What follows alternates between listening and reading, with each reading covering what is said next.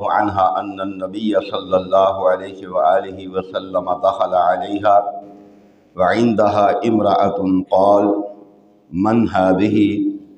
قالت هذه فلانة تذكر من صلاتها قال ما عليكم بما تطيقون فوالله لا يمل الله حتى تملوا وكان أحب الدين إليه ما داوم صاحبه عليه اما بعد۔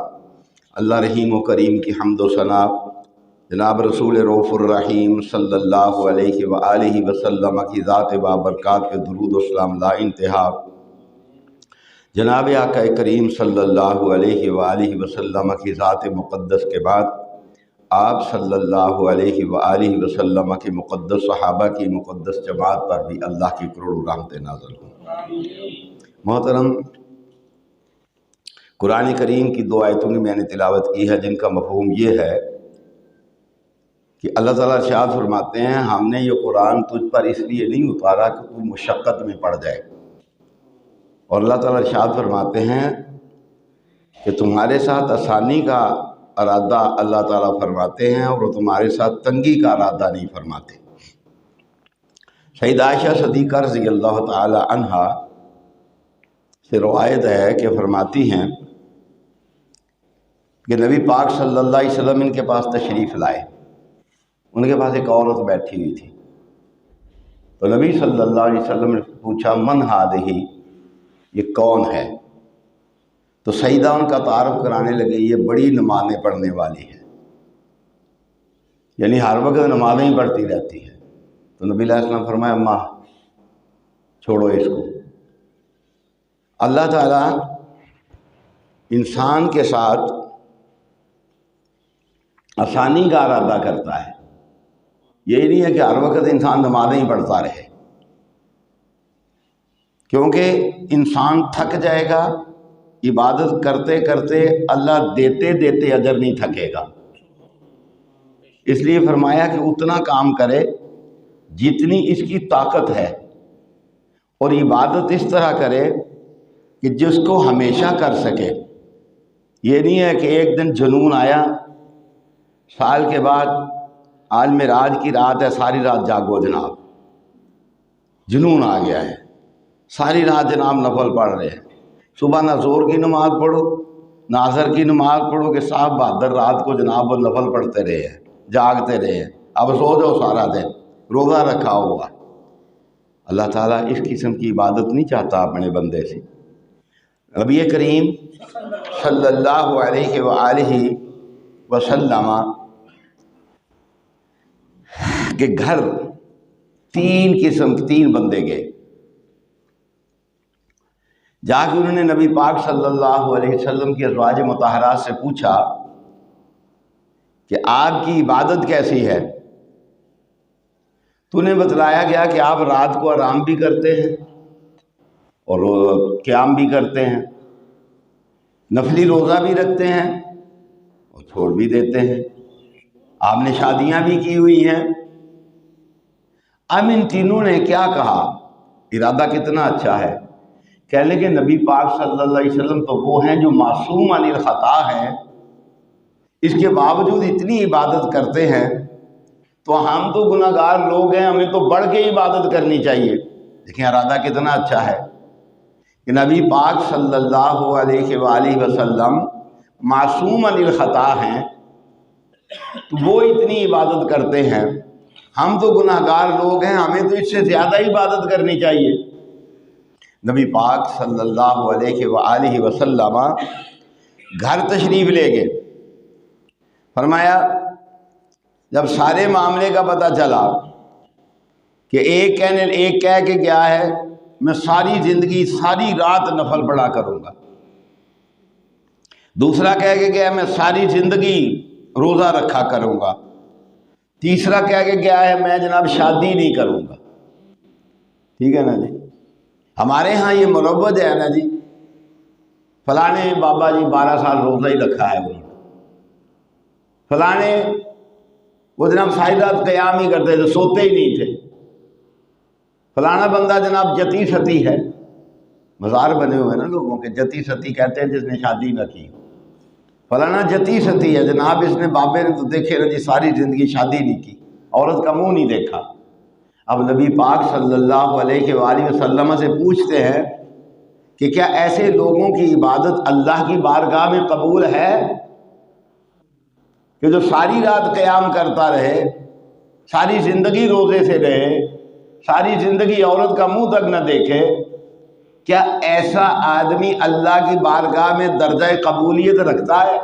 یہ نبی کریم صلی اللہ علیہ وسلم سے پوچھتے ہیں۔ ہمارے ہاں تو ایسا بندہ ولی بن جاتا ہے نا جی۔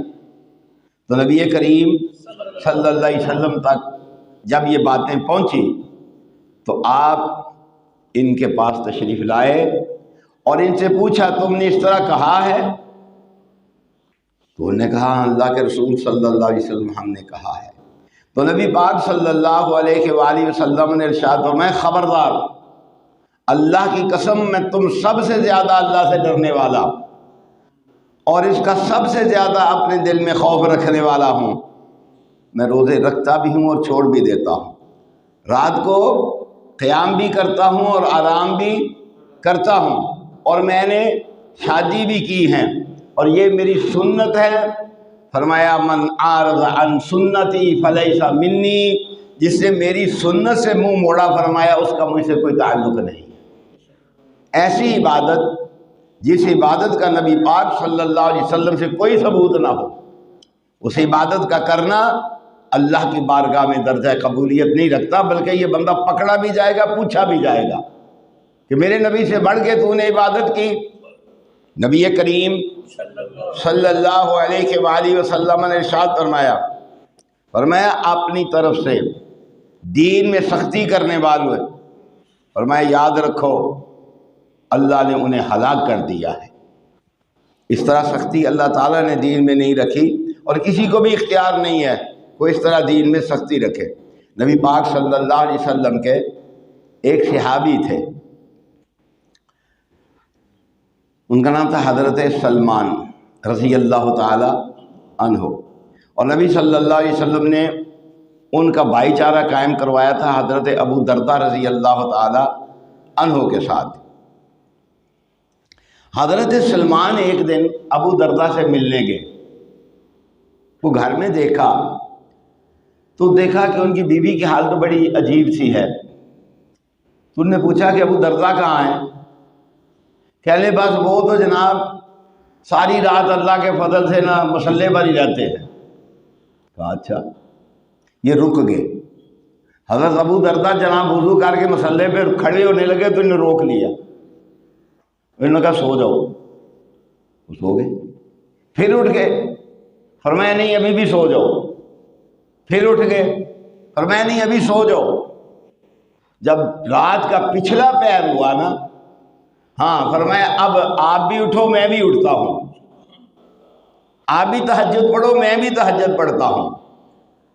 یا اپنے بھائی کو نصیحت کی، عبادت ایسی عبادت کی اللہ کو ضرورت نہیں ہے جس عبادت سے آپ کا جسم کمزور ہو جائے، ایسی عبادت کی اللہ کو ضرورت نہیں ہے جو نبی پاک صلی اللہ علیہ وسلم سے بڑھ کر ہو، ایسی عبادت کا اللہ محتاج نہیں ہے۔ اللہ کے نبی صلی اللہ علیہ وسلم کے صحابی نے جب دیکھا کھانے کا ٹائم ہوا، کھانا کھانے لگے تو انہوں نے حضرت ابو دردہ کو کہا کہ آؤ کھانا کھائیں۔ یہ کہنے لگے میں تو روزے سے ہوں۔ انہوں نے کہا یہ نفلی روزہ ہے، توڑو اس کو، میں تو آپ کے بغیر کھانا نہیں کھاؤں گا۔ تو حضرت ابو دردہ نے روزہ توڑ دیا، کھانا کھا لیا۔ اسے ایک اور مسئلہ بھی سن لیں، نفلی روزہ اگر توڑ دیا جائے تو اس کی قضا نہیں ہے۔ نفلی روزہ ٹوٹ جائے تو اس کی قضا نہیں ہے، اور فرضی روزہ بغیر عذر شرعی کے توڑنا جائز نہیں۔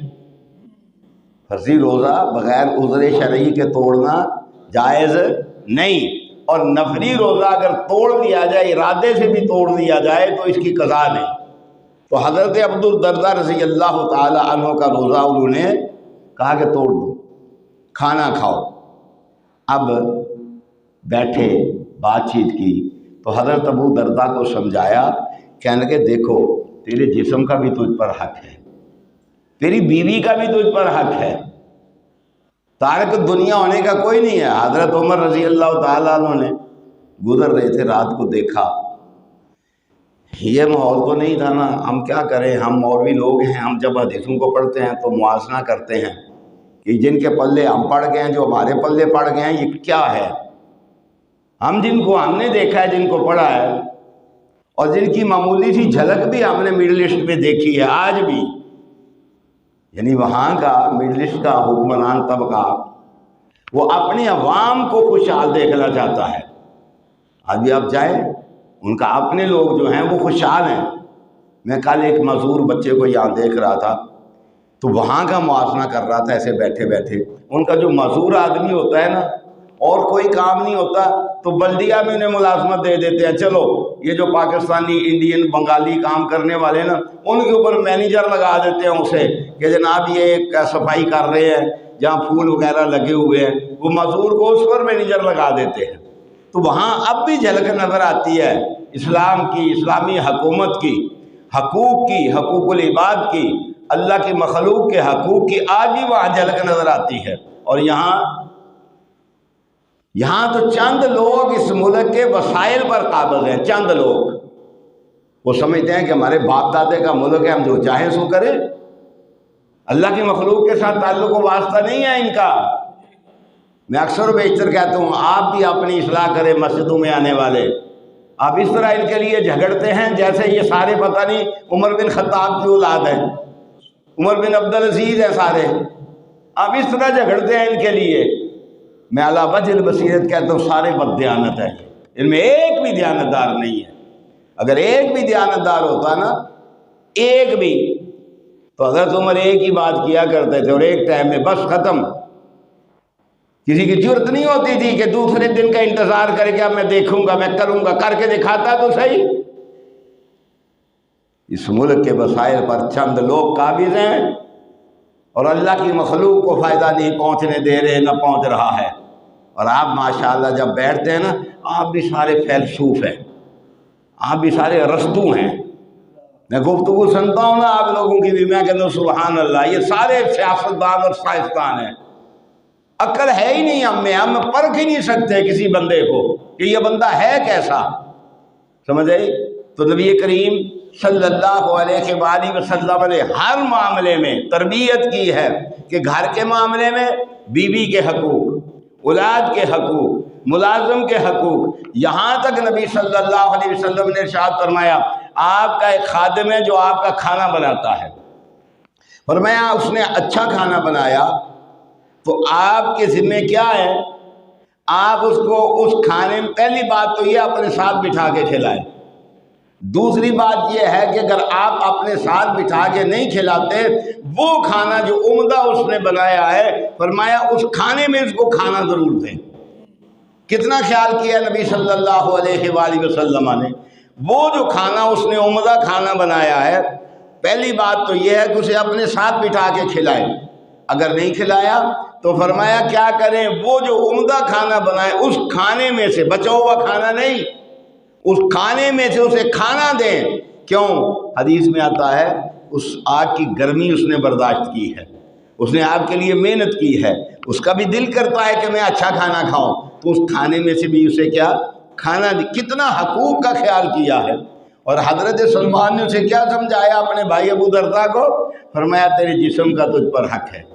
کیسی تربیت کی ہے نبی صلی اللہ علیہ وسلم نے، کہ سب سے پہلے تیرے جسم کا تجھ پر حق ہے، فرمایا تیری اولاد کا تجھ پر حق ہے، فرمایا پھر تیری بیوی کا تجھ پر حق ہے، والدین کا ان سب سے پہلے حق ہے، والدین کا ان سب سے پہلے حق ہے، بتایا پھر تیرے ہمسائے کا تجھ پر حق ہے۔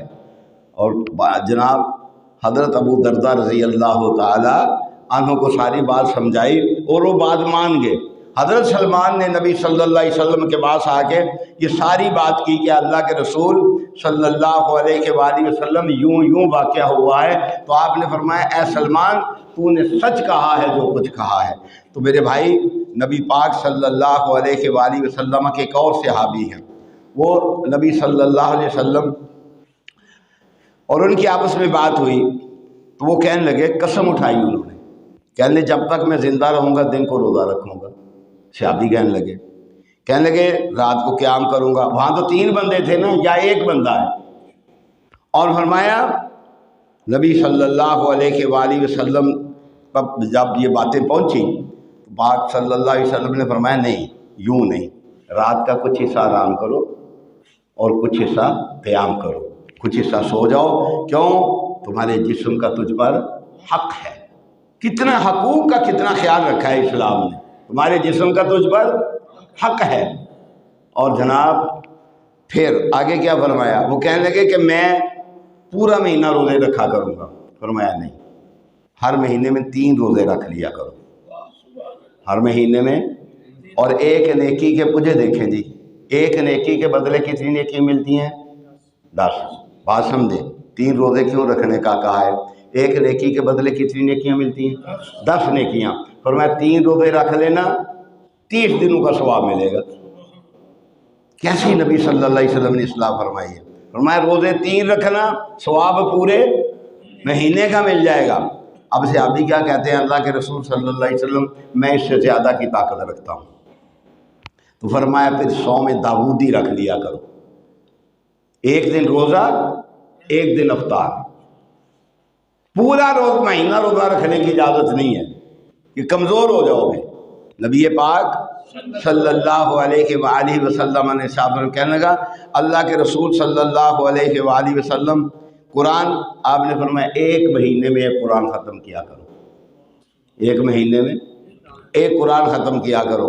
وہ کہنے لگے اللہ کے رسول صلی اللہ علیہ وسلم میں اس سے زیادہ کی طاقت رکھتا ہوں۔ ٹھیک ہے، آپ نے فرمایا پھر 20 دن میں کیا کرو۔ اب وہ کہنے لگے اللہ کے رسول صلی اللہ علیہ وسلم میں اس سے زیادہ کی طاقت رکھتا ہوں۔ فرمایا 10 دن میں پڑھ لیا کرو۔ کتنے عبادت کے وہ لوگ مشتاق تھے، کہنے لگے اللہ کے رسول میں اس سے بھی زیادہ کی طاقت رکھتا ہوں۔ فرمایا بس پھر 7 دن میں ختم کرو، اس سے زیادہ نہیں، اس سے زیادہ۔ یہ جو ایک نو پا دیتے تھے سپیکر دے کے چال بھائی شبینہ پڑھ، باقی سکتے ہوں دنوں لگے ہوں، ایسا ہی ہوتا ہے نا، باقی سوئے بھی ہوتے ہیں، وہ جڑے ہوں۔ نبی پاک صلی اللہ علیہ وسلم نے کیا کہا؟ کتنے دنوں میں قرآن پڑھنا ہے؟ 7 دن تک اجازت دی ہے کہ 7 دن میں قرآن کو ختم کیا جائے۔ اس کی وجہ کیا ہے کہ نبی پاک صلی اللہ علیہ وآلہ وسلم نے انسان کے حقوق کا بہت زیادہ خیال رکھا ہے، جن سے ہم محروم ہیں، نہ ہم خود خیال رکھتے ہیں، نہ ہمارا اپنے گھروں میں خیال نہیں ہے، گھروں میں خیال نہیں ہے۔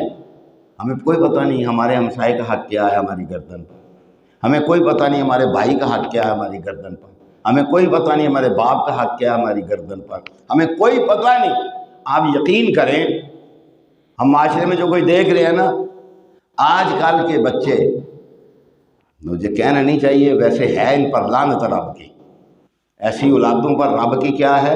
لعنت ہے، جو ماں باپ کو دیکھ کے خوش نہیں ہوتے، ماں باپ سے بات کر کے خوش نہیں ہوتے، اور ماں باپ ان کی مرضی دیکھ کے ان سے بات کرتے ہیں کہ پتہ نہیں اس کا مزاج کیسا ہے۔ ایسے بچے پر رب کی لعنت ہے، جس کے مزاج کو دیکھ کے اس کا باپ بات کرے، جس کے مزاج کو دیکھ کے اس کی ماں بات کرے کہ اس کا مزاج کیسا ہے، اس وقت اس کے چہرے کے تاثرات کیسے ہیں، وہ سوچ سمجھ کے بات کرے، تو ایسا بچہ لعنتی بچہ ہے، اس پر اللہ کی رحمت نہیں ہے۔ اتنا بڑا حق، اتنا بڑا حق، اتنا بڑا حق باپ کا۔ میں کبھی کبھی کہا کرتا ہوں، آخری کلمات ہیں، بعض لوگ کہتے ہیں نہیں بھائی شاہ جی ماں باپ کی بڑی بات کرتے ہیں، تو کس کی کریں، کس کی کریں؟ اس ماں کو کبھی تیرا کھانا صاف کرتی رہی اور کبھی گند نہیں آئی اس کو، اسی ہاتھ سے پھر وہ کھانا کھاتی ہے، اسی ہاتھ تیری گندگی صاف کرنے والی وہی ہاتھ دو گے کھانا کھا لیتی ہے۔ تو کہتا ہے جی بات کرتے ہیں، کس کی بات کر گئے؟ اللہ بات کرتا ہے، وَقَضَىٰ رَبُّكَ أَلَّا تَعْبُدُوا إِلَّا إِيَّاهُ وَبِالْوَالِدَيْنِ إِحْسَانًا۔ اپنے حق کے ساتھ اللہ ان کا حق بیان کرتا ہے۔ سمجھ آئی نا بات کی؟ تو ہمیں پتہ ہی نہیں ہے حق حقوق کیا ہیں۔ قرآن نے تو یہاں تک کہا ہے کافر بھی ہوں، اس سے بڑی بات کیا ہے؟ ایک ہوتا ہے گناہگار ہونا، گناہگار تو پھر مسلمان ہوتا ہے، کافر بھی ہو۔ فرمایا وَاخْفِضْ لَهُمْ جَنَاحَ الذُّلِّ مِنَ الرَّحْمَةِ، ان کے لیے بچھ جا، ایسا جیسے سواری بچھ جاتی ہے، جیسے فرما بردار سواری پر سوار ہونا وہ خوش ہوتی ہے، ایسا ہو جائے ان کے لیے۔ اور وہ بچہ یاد رکھے وہ اولاد رحمت والی اولاد نہیں ہے، وہ لعنت والی اولاد ہے۔ جس کا مزاج دیکھ کے باپ بات کرے، جس کا مزاج دیکھ کے اس کی ماں بات کرے، اللہ سے پناہ مانگنی چاہیے۔ اور نبی صلی اللہ علیہ وسلم نے سب کے حقوق بیان کر دی ہیں۔ وآخر دعوانا